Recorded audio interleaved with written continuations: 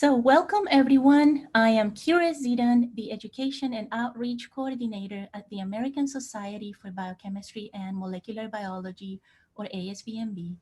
It's my great pleasure to welcome you to today's webinar, ASBMB Accreditation Q&A, Information and COVID-19 Update, hosted by the ASBMB Accreditation Steering Committee. Before I introduce today's speakers, I'd like to cover some housekeeping notes. First, if you're having difficulty connecting to the webinar audio through your computer, you can connect via phone at the number in the chat box. Please note, whether you connect via your computer or phone, all attendees will be muted for the duration of the webinar.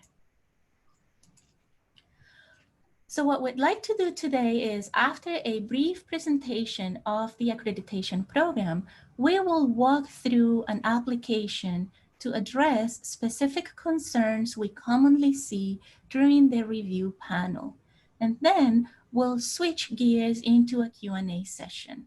We will answer as many questions as we can in the time we have today, including those that you submitted when you registered for the webinar, as well as those that you can submit at any point during the presentation using the Q&A button at the bottom of your screen. And with that, let's get started. It is my privilege to welcome three panelists who are here with us today: Adele Wolfson, Peter Kennelly, and John Tansey. And I'm going to ask each of them to just briefly introduce themselves before we get started. So Adele, would you be willing to start us off, please? Sure. So welcome everybody. Good afternoon or good morning, depending on where you are. My name is Adele Wolfson. I am recently retired from Wellesley College, and up until this year, I've been chair of the Committee on Program Accreditation. John Tansey, whom you'll hear from later, is the new chair. Thank you so much, Adele. Pete? My name is Peter Kennelly. I'm a professor of biochemistry at Virginia Tech. I served 11 years as a department head here as well during my time. And I was the first chair of the working committee tasked with developing the accreditation program, and have been with it ever since. Thank you, Pete. And John? Hi, everyone. Hope you're well. My name is John Tansey. I'm a professor of chemistry at Otterbein University. I'm also the director of the program in biochemistry and molecular biology there. We're a small school outside of Columbus, Ohio, and I've been involved with accreditation and education with ASBMB for, I think, the past 12 or 15 years or so. Thank you so much, everyone. So with that, I want to turn it over to Pete for an overview of the program. Pete? So the origins of accreditation go back to 2008 at a meeting of the Education and Professional Development Committee of the American Society for Biochemistry and Molecular Biology. And the initial impetus was, can we come up with a mechanism by which we can recognize students who have a sound mastery of biochemistry and molecular biology? Can we take somebody from my alma mater, the Illinois Institute of Technology, and put them on a playing field where they can say, gee, I know as much, I'm as good as somebody from Harvard, I've accomplished as much.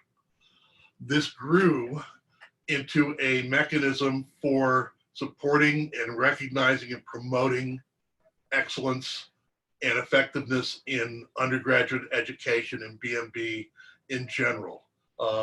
Not just something to recognize students, a way to recognize programs, a way to help programs study themselves, learn about themselves, and become better, and a way for we, the community, to harvest our professional society, to harness it as a mechanism for promoting excellence in education across the community. As we thought about and wrestled with how to make this happen, we realized that there were actually two separate components, one of which was talking about the program, which we called accreditation, and one of which was addressing the accomplishments of the students. And so today we're going to talk at length about accreditation.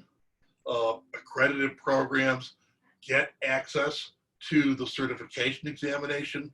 We will talk much less about that. And that not only gives you access to a credential for your potential for your students, but it also gives you access to independently generated data on student performance that you can use in assessment.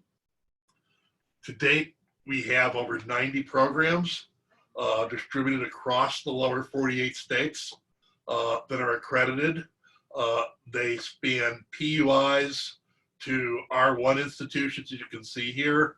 You know, in the early days, I was told by people at R1 institutions, oh, that's just for those undergraduate schools, and probably people at undergraduate schools where, oh, well, you know, the big schools are the ones that want it. And as you can see, both were right and both were wrong. So the things I think to recognize about this process is that we want to recognize and uphold high standards of excellence and innovation in B&B education. We want to use ASBMB as a place where the community can gather and discuss and set standards for us. This is a grassroots movement. This is a community-owned and operated movement that has a huge essential assistance from the ASBMB. And one of the reasons, one of the things that people who pushed for this wanted was to create some leverage for people in terms of dealing with their administrations, etc. Essentially, about 80% of all the undergraduate Bachelor of Science degrees in biochemistry in this country, those programs are located in chemistry and biochemistry departments, or biochemistry and chemistry departments, chemistry and chemical biology, but they are part of hybrid departments in chemistry. And until accreditation came along, people who were the biochemists in those departments had to deal with the fact that ACS was the sole professional institution that was influencing education in their departments, because the biochemist there was a complete void. And so we have since filled that void, we hope, and provided you with standards and goals and expectations that can help you get more resources. We also help that as this credential gets more and more recognized, that it will provide you with a competitive advantage when recruiting students, when recruiting faculty members. We hope this is going to help you in meeting the expectations when your university accrediting bodies come along every 5 years. We hope this is a benefit to you in many ways. And anecdotally, we've gotten a lot of feedback. We've cherry-picked a couple of nice quotes. Douglas McAvee stressed that it's helped their institution garner resources. He sees that the students see a benefit to it. The fact that the largest group of majors in the department is now recognized by a world-class society, that they have their own society and credential to associate themselves with, is a real positive. And Mike Boliniak, who's up the road at Hampton-Sydney College from me, says, the evaluation process, the application process was really enlightening. It helped us to identify our strengths and weaknesses and illuminate expertise in areas to be addressed through future hires. And Mike's context comes from this helped them persuade the administration at Hampton-Sydney College to actually establish a degree program in biochemistry by giving them the assurance that there was a established authoritative body out there to which they could reference as they put their program together. Thank you so much, Pete. Now I'll turn it over to Adele to talk about what we look for in an application. Adele? Thanks, Kira.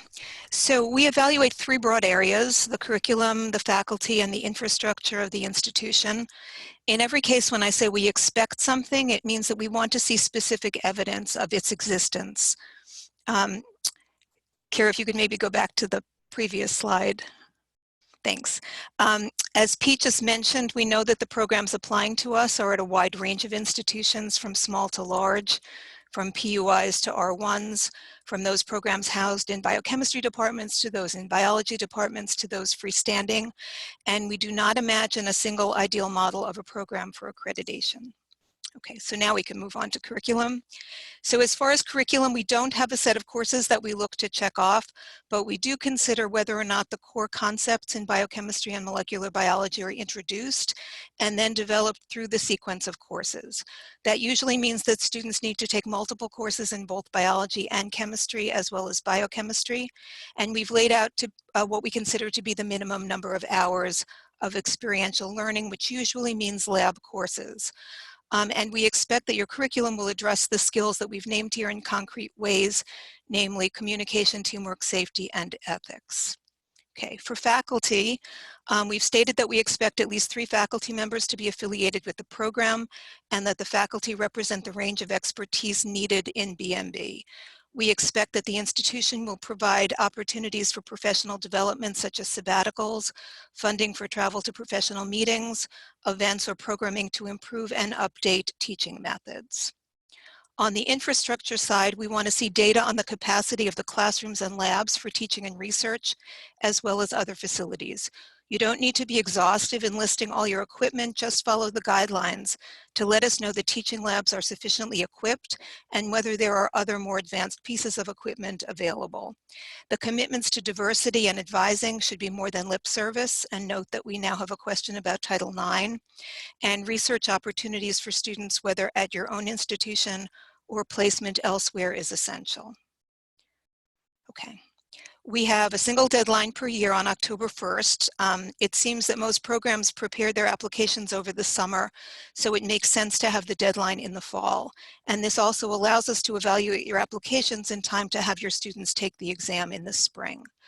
We received a lot of feedback from programs about the application itself, and this feedback, along with discussion among members of the evaluation committee, led to substantial redesign of the forms and guidelines and what's posted to the website.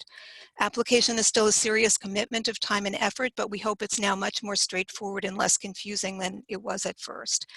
If you look at the assessment rubrics, you'll see what we're looking for in each category, and I strongly recommend that you look at the rubrics. And you're always welcome to email ASBMB if you have questions. We have a committee of representatives from a broad range of institutions that evaluates and discusses applications, and I'll add that we're always happy to get volunteers for that committee.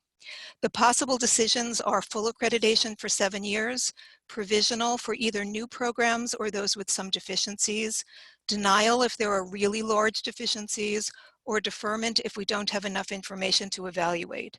Denial is quite rare and has only occurred if a program was not deemed to be a true biochemistry or molecular biology program. And there is a process to appeal a provisional approval or denial. As I mentioned, new programs are eligible to apply but can receive only provisional accreditation until the 5th year, but students from provisionally accredited institutions are eligible for the exam.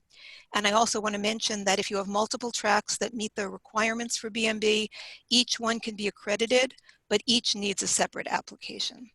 So now I'm going to pass you along to John Tansey for more specifics about the application itself. Hi, everyone. I'd just like to quickly step through the steps in the application itself. If you are renewing your application, as Adele mentioned, we've revised the application forms and process since. And so it greatly behooves you to, again, take a look at the application, take a look at the rubrics, and examine what we're looking for. So in the front of the application, we're looking for some just general demographics. This includes things like the name of the institution, some of the history of the program, the size of the institution, other things, contact people, and letters of support. This is kind of general demographics about the program itself. Then we're looking for information on facilities and equipment, safety, diversity, and inclusion. And again, here, we'd like to stress this is about your program itself. So and about the student experience. So if you have a world-class NMR facility that the undergraduates never see, that's great, but unless it impacts the undergraduate experience, we aren't necessarily that interested with it. Likewise, it's important here to remember, again, if you have a multidisciplinary or interdisciplinary department, to emphasize the BMB aspects of that experience. So again, what your BMB students are going to be exposed to. We are interested in safety, beyond rudimentary safety and rudimentary training that goes on, and we'd like to see that through all levels of the institution, including faculty, and how faculty are retrained for safety occasionally, or periodically, I should say. And then finally, we are interested in diversity and inclusion, again, both at the university level, but also at the programmatic or departmental level, including students and faculty. When it comes to the form itself, there are several places that have been sticking points in the past that we've tried to revise. One of these is demographics about faculty members and their training and preparation. And so there are two aspects of this we've revised. One is that in addition to faculty CVs, of which we are requesting you submit no more than 10, and they should be 10 CVs that are for people who are seminally involved with the program. So again, if your program has 3 emeriti that are Nobel laureates, but they're not involved at all in teaching, that's great. And it may be worth noting, but not necessarily worth including in the form. We'd like to know who's involved in teaching and what sort of experiences they generate for students. And again, to streamline this, we've given you a form with boxes that you can just check that go through things like the person's training, the number of undergraduates they've worked with, what sort of grant support they may or may not have, what's their publication record over the past few years. Likewise, we're interested in your curriculum. This is one of the key points of your application. What we're interested in is the types of courses that students are taking, but not more than the type of course or the name of the course, what's the content of that course. Again here, it's very important that we know what your biochemistry and molecular biology majors or biochemistry majors are taking, not necessarily what all the courses are in your major or in your department rather. So please, please be clear with that. Likewise, we need to know if things are required courses or elective courses or things we've referred to as selective courses, where students choose from 1 of 2 or 3 courses. And again, to help you with this, we have coursework templates. So the coursework template, this may look a little daunting to begin with, but you should realize each column here is an individual course where we're just simply asking if it's a required or an elective, the number of students in your major that take the course, and then which of the ASBMB learning objectives and guidelines that course would focus on or illustrate for students at both the introductory and advanced level. And so we'd like that assessment for each course that's done. And this steps through all of those different aspects of the curriculum, including evolution and homeostasis. And then finally, at the end, if courses contribute to communication, teamwork, lab work, or safety, we'd like to know those as well. Thank you so much, John. And I'll come back to Pete now for a few words on the certification exam. So the certification exam was developed from a set of core concepts and learning objectives that John alluded to earlier that was generated with the help of ASBMB from the community. Ellis Bell led an NSF-funded effort that held over 20 small workshops, 30 to 50 people at institutions across the country. Nearly 500 faculty participated in helping define what biochemistry is and what are the things that we expect a Bachelor of Science student in biochemistry to know and be able to do.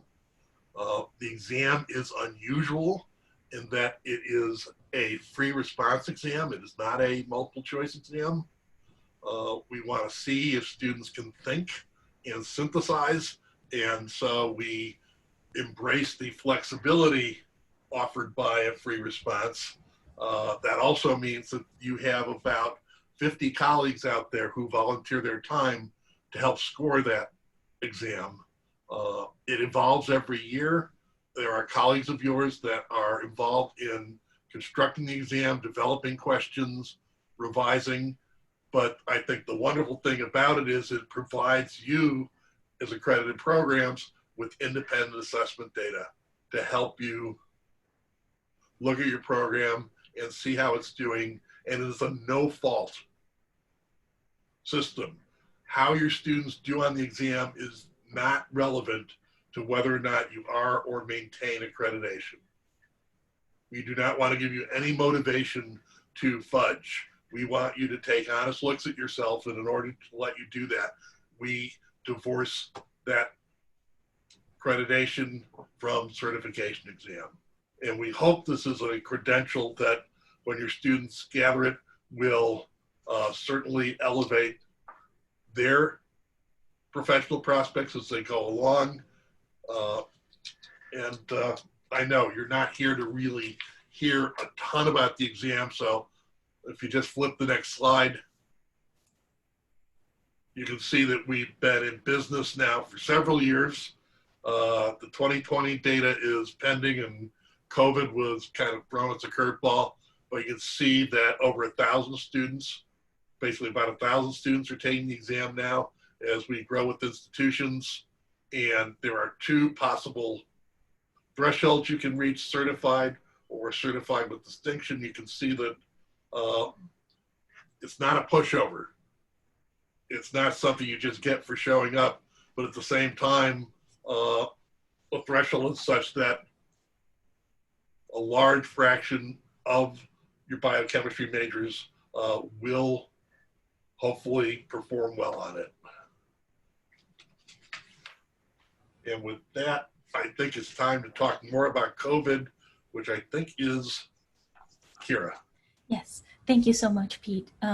So we wanted to address COVID-19 related concerns on a case-by-case basis, but we are presenting a general statement here for existing programs and for programs who wish to apply this year and most likely next year, because we'll probably be affected for a longer time than we thought. So for existing programs, we know that you need to make temporary modifications to things like grading and content and program delivery, etc. So we completely understand that, and we know we don't require that you report to us any short-term changes that you had to do during the spring semester, and that applies for the summer semester. If these changes extend to the fall semester or become permanent, we do request that you notify us so we can reevaluate the situation, as I said, on a case-by-case basis. For our new programs, we know that this has been disruptive, and if you were planning an application for this year in October, we do ask that you please submit your application materials by the deadline. But if you don't and you need an extension, we are happy to work with you to find a date that would be convenient for you and for the review committee. And so with that, I'd like to thank our panelists for the presentation. And now we are going to open it up for questions, and we're going to turn on our videos, and I'll stop sharing my screen to be able to focus on attendees' questions. And we're actually going to start with a couple of questions that were submitted at the time of registration. So I will stop sharing here.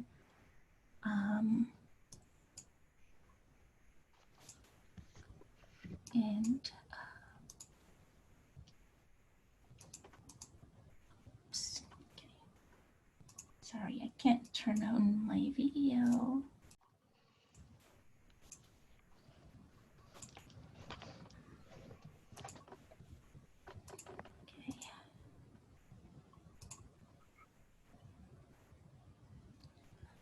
Okay. Okay, so, well, I figured out how to turn on my video. Oh, here it is.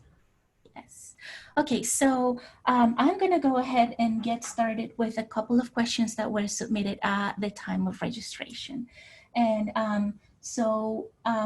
two of the questions are very similar. I'm going to read both questions, but we'll reply, we'll have one answer for both. And the questions are, one, is the publication record of faculty weighed equally at primarily undergraduate institutions? The second question, related question, is what level of research and publications are required to qualify for accreditation? And I'm going to ask Adele to please address that question. Sure.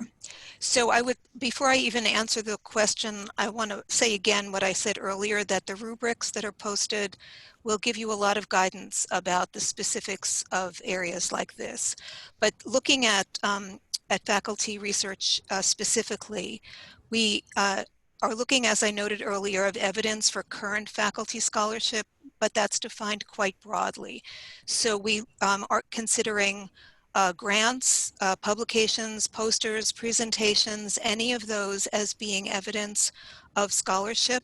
And we don't expect that from every member of every department or every program. So if you look at the rubrics, to fall in the satisfactory category, a third of the faculty need to show that evidence of current faculty scholarship.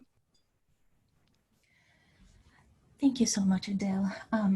So another question that was submitted at registration was, how would accreditation status be affected if a biochemistry course with a virtual lab were to be offered online? And a related question, have the laboratory requirements been changed in response to the COVID-19 crisis? And I'd like to turn that over to Pete. So first of all, I'd say, if you notice, we've tried to be very flexible and not prescriptive as a program. We don't say you have to have a course named such and such, but there are a few areas where our values are very strong and we're very committed to. And one of those is the value of experiential learning. So the requirement for 400 participation hours, contact hours, is currently not up for review, and we don't anticipate that it's going to be up for review in the foreseeable future.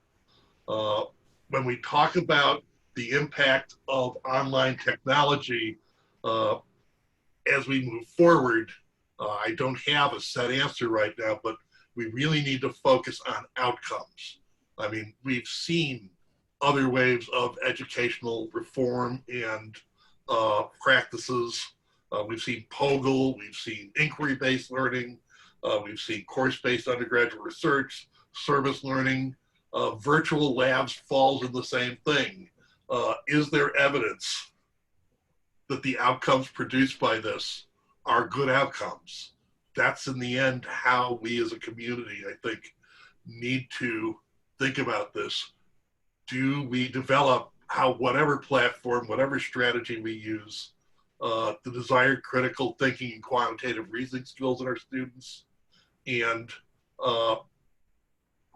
familiarity with and grasp of, the core concepts that we've outlined. Kira, would you like me to talk more about this, or is there another question pending?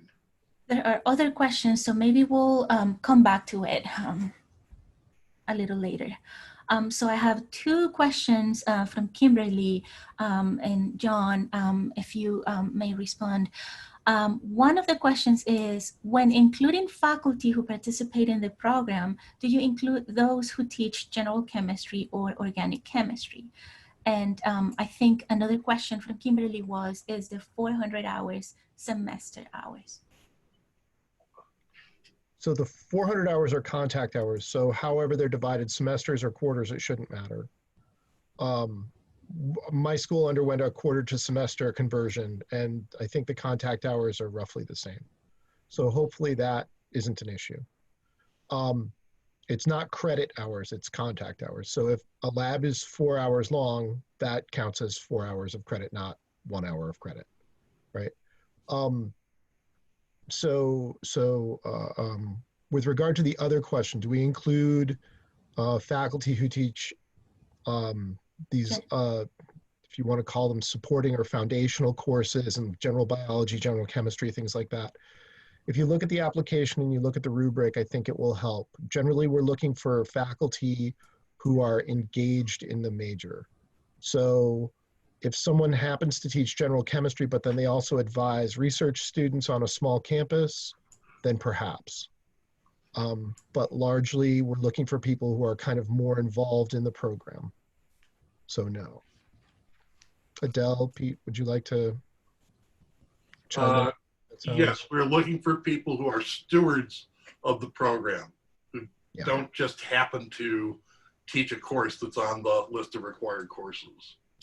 Right. I would just add to what John said, that if it's a small campus, it may very well be that people who have organic labs are research advisors to students in the biochemistry major, and in that case, we would want to see them included.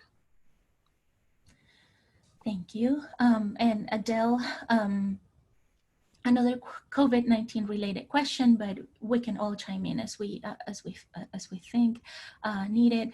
If we need to report changes for fall term, and we really hope not, will there be a specific form or a format that you would want to receive that information? Thank you, Brian, for the question. So I actually think that that's a question more for you, Kira, because I think that we would like to just be able to answer them one by one as they come in, but if we get a flood of them, then it may be easier to do it on a form. Yes. So I would say your first step is to get in touch with Kira, and after that we'll make a decision about going forward. Yeah, and I started drafting a very simple form to submit those changes, so that'll be ready soon, and I'll share it with all the attendees to this webinar. Good. Okay. Let's see. Okay. Is it mandatory that our students take the ASBMB certification exam in order for the department to maintain accreditation? Pete?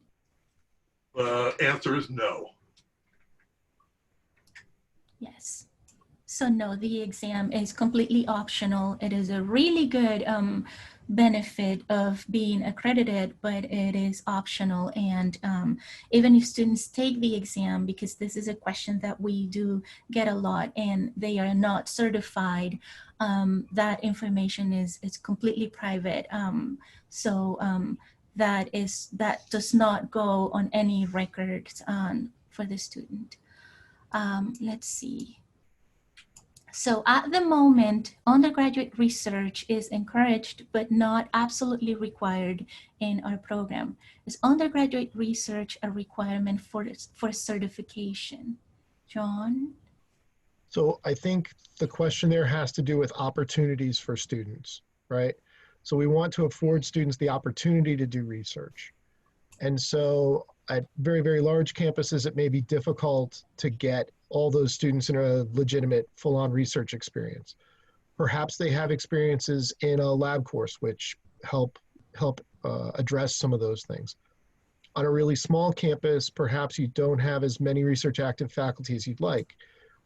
But again, if you have experiences that you can afford those students, if there's an internship at a company that's set up where students are involved in research there, those kinds of experiences we look for.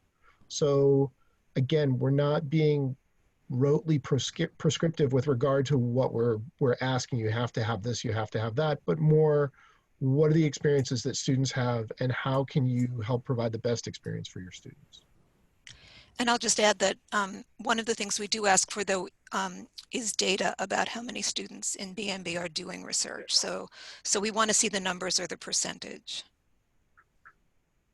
And I mean, I think this is a case of us being realistic. I think we would love to require that every student engage in undergraduate research. I think we at any institution, but when your faculty to student ratio is 40-1 or 20-1, it's simply unrealistic to do. So here we have a complex question. We have several courses that fit the molecular bio requirement, theory and lab-based, but one required course in biochemistry. We have lots of undergraduate research in biochemistry and biotech. Wondering if it's worth us attempting application. So I'll take that to start, and then maybe John wants to chime in. Thank you, Adele. I think that your best bet is to look at the course template and see how your courses fall. As John mentioned, every student needs to take courses that meet every one of those subtopics, topics and subtopics at the intro and the advanced level. And if every one of your students in the major is not doing that, then no, it's not going to meet our criteria. If some combination of courses that's required across the board does meet it, then that would be fine. We don't say that every student has to take the same set of courses, but every set of courses should meet the criteria that's laid out on the template. John, do you want to add to that, or is that pretty clear? I'd agree with what Adele just added. I think it's obviously a lot of work to apply, and you don't want to apply just capriciously. But you can also always email us and ask if you have specific questions. I think that, you know, in many instances, what we've had are short conversations where, you know, it indicates to us pretty quickly things are good or not. And in some cases, we can give you some quick information that you can use to help revise your program, and perhaps then it does fit. So that's where I would consider those things. Okay, Adele, should all the participating faculty be from the same department? For example, some of the relevant courses for the program are taught by faculty from biology department. No, absolutely not. In fact, if you're at a place that doesn't have a biochemistry department per se, very likely your students are spread across at least chemistry and biology, and we would expect faculty from both of those departments to be participating. As I said, when we look at faculty, we're looking for the range of expertise for BMB, and that is very unlikely to be simply in a chemistry department or simply a biology department. Thank you. Pete, are we allowed to see the exam? I would not teach to the exam, but would like an example of old questions. So we do not show you live exam questions for obvious reasons. I can tell you that developing and test driving good exam questions is an enormous investment of time and effort. What we have done is we've set up a dozen questions, retired questions on the website with the questions, with the optimal answer, at least what we consider a good answer, and for the most part, some text kind of explaining either why we think this is the best answer or why we think this was a good question to include. So we have included a resource that will help you know what to expect in terms of question format, in terms of scoring, in terms of our intentions. But no, we're not giving people previews for the exam. There's the law of unintended consequences is just looming too large for us to do that. And so since we're talking about the exam, Pete, can a biochemistry minor take the certification exam? I guess the first question I'd ask is, did your application cover that biochemistry minor? Exactly. So Adele in her group has not said that a biochemistry minor meets the standards for accreditation, then no, they fall outside of it. Exactly. So just to add to that, the biochemistry minor must be accredited in order for its students to be able to participate in the exam. Okay, so I have one here, Adele or John. Our new Bachelor of Science in Biochemistry in a chemistry department was just approved by the university and will be available in the fall. Could we still apply in the fall? We are anticipating that many of the students who are currently in our biomedical concentration will opt for the degree. So the answer is yes, you can definitely apply. you could get provisional accreditation because we need to see 5 years of graduates before we give full accreditation. But there's no reason not to apply for a provisional, which is the same application, immediately, and it will probably give you some feedback as well from the committee.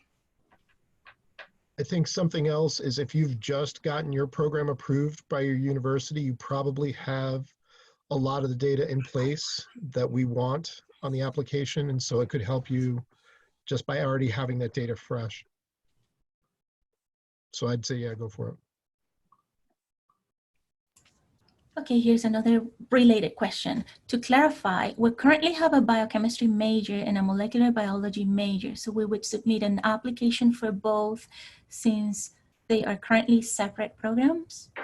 Yes, yes, please, 2 separate applications. You can cut and paste as much as you want for the stuff that's common to the 2 that deal with the university as a whole, but we definitely need to see 2 separate applications.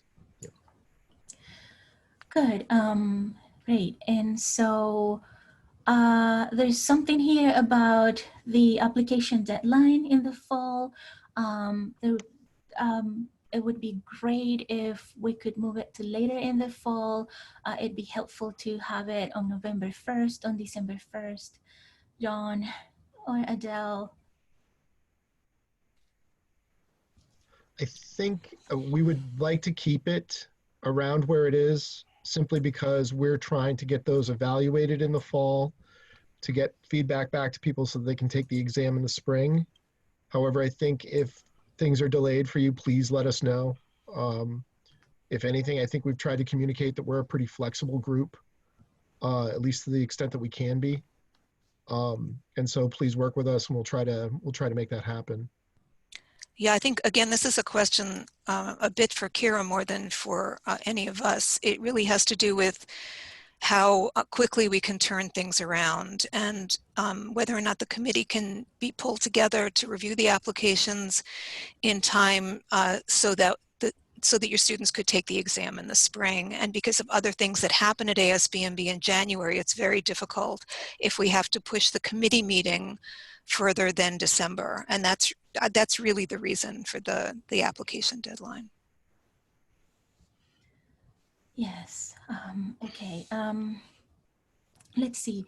Can students that were chemistry majors with a biochemistry concentration before our biochemistry major was formed be counted in the 5-year record?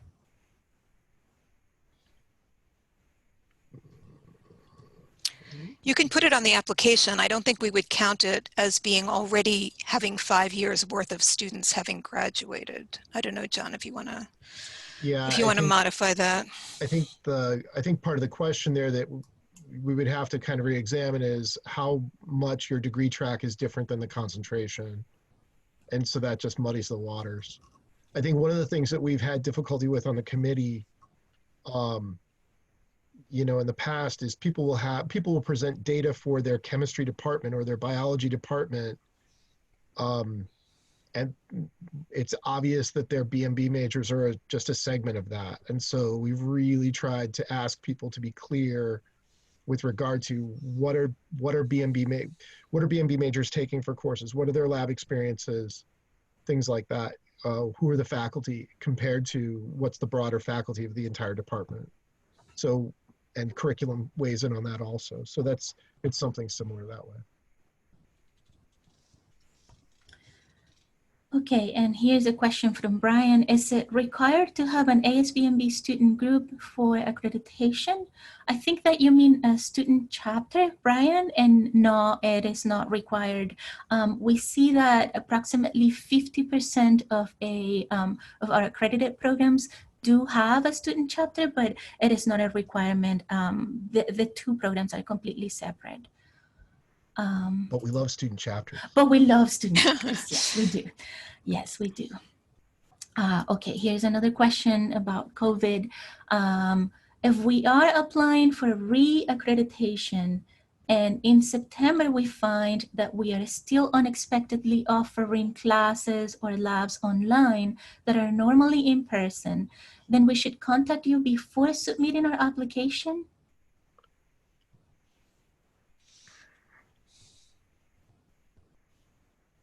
I think it couldn't hurt to contact us. I think the world is a complex place right now. And I'm thinking a lot of things are going to have happened over the past, how long was March? 6 months long? Have happened over the past month and a half and will happen over the next 18 months that are going to complicate things. But presumably some of this is not what the norm will be in 2022 or 2023. So I think that keeping us in the loop with regard to what you're doing is good. You know, I think if you were intending for everything to go online permanently, that's a different story perhaps. And I think we would want to know that too. But I think just keeping us in the loop with things would be good to do. Yeah, just to pick up on what, you know, John's talking about, I mean, I think we're in a watershed moment.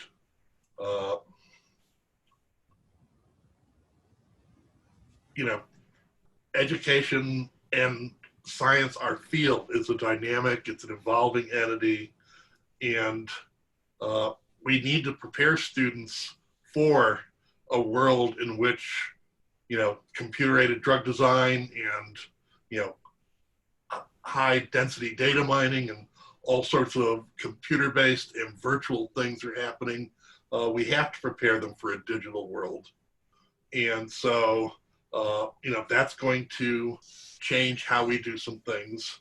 And the other flip side of that is I think the genie is now out of the bottle. There are university administrators across the country who are going to declare the efforts we've made online in higher education a success by definition.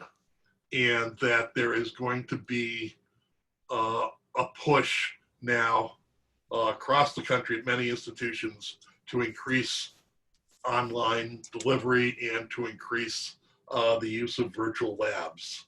The good news is we're much better equipped as a community thanks to our sudden crash, sink or swim immersion into this to think about how we're going to deal with these things and how we're going to exploit them for our benefit and recognize their limits.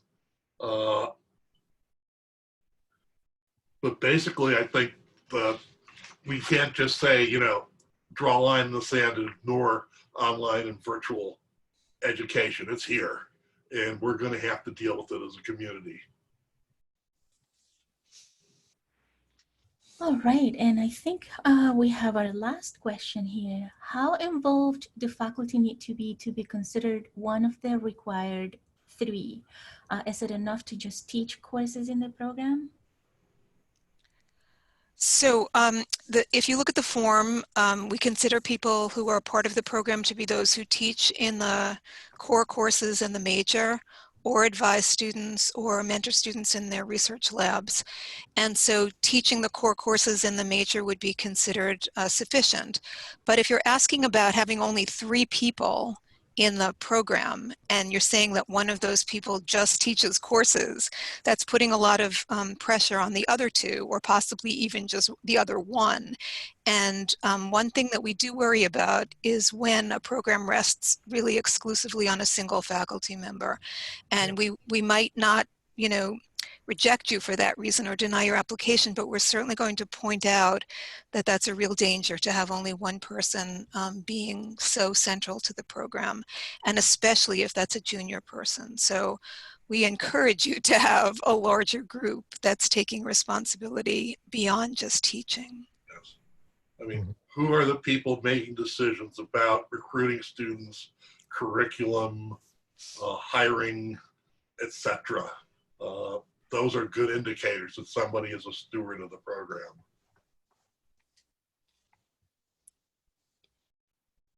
Okay, so I think that we've answered all the questions. If there are no more questions, I think we've reached the end of our time today.